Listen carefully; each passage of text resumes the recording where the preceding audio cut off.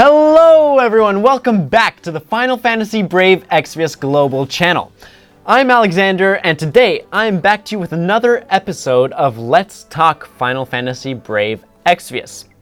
Now, for today's theme, we're going to be taking a look at the recently released new feature in Final Fantasy Brave Exvius, that of Enlightenment abilities.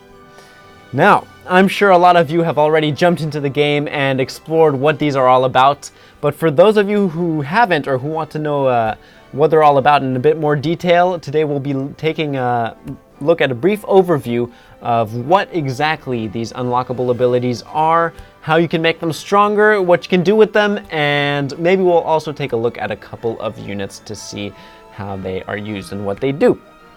So anyways, let's take a closer look and let's jump right in. Okay, so first of all, just what exactly are these Enlightenment abilities? Well, for those of you who don't already know what they are, they're basically unlockable abilities for the certain specific units in the game already that have them. And so I believe there's a total of 11 as of right now. Anyways, you'll use something called Enlightenment points to first unlock these abilities and then to make them stronger. And I've also been hearing from the development team that most likely new Enlightenment abilities are planned to be added to characters in the game every month. So that's definitely something to look forward to. Okay, so hopefully you're still following, because that was a brief, pretty simple explanation, but as it is a new thing, you will have to get the hang of it and learn the ropes of how these Enlightenment abilities work.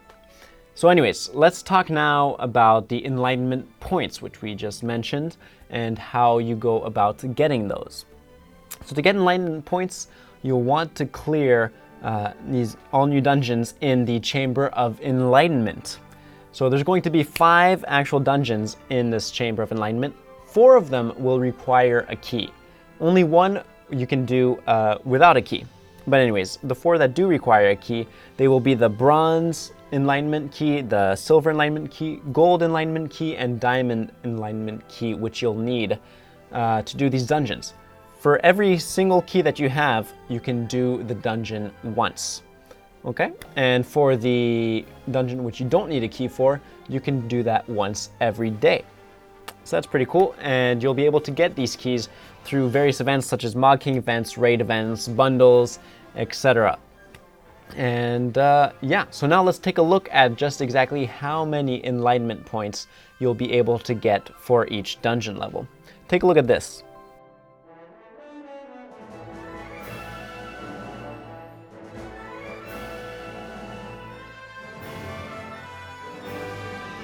Okay, so now that you know how to actually get Enlightenment points, let's take a look and talk about how you can actually use these Enlightenment points in the game.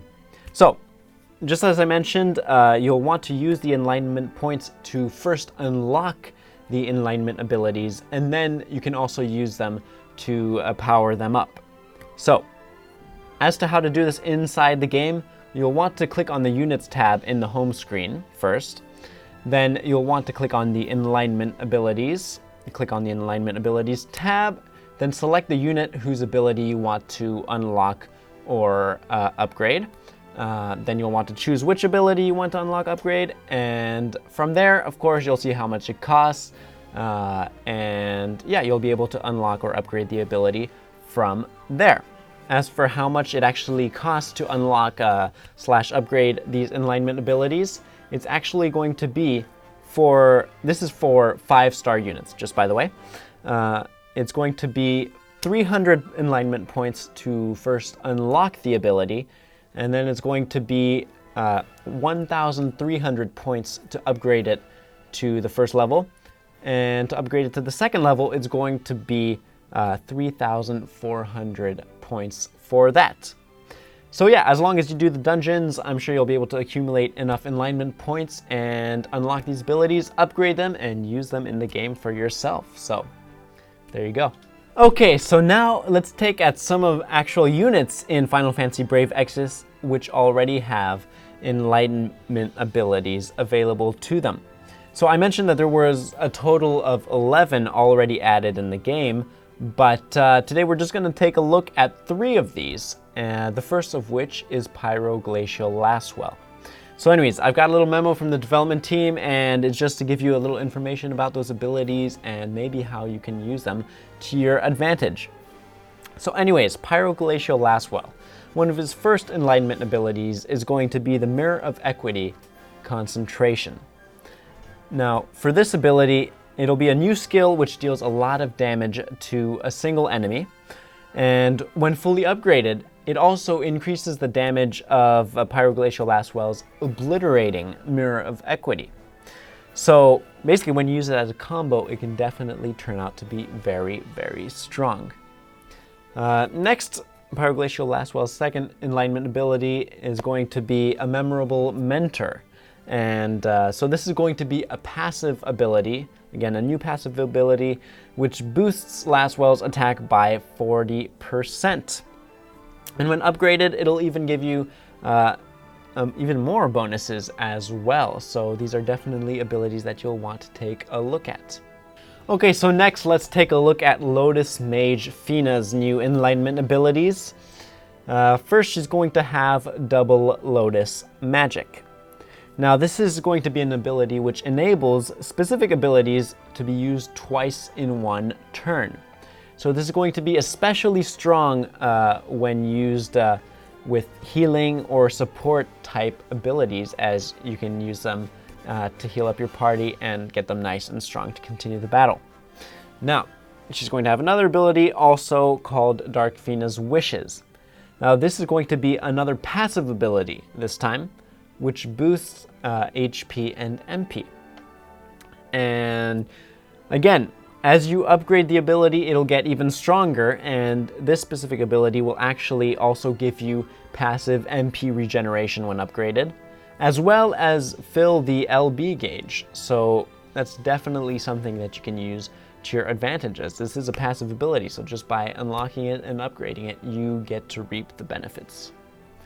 Okay, and last but not least, let's also take a look at Blossom Sage Sakura's new enlightenment abilities.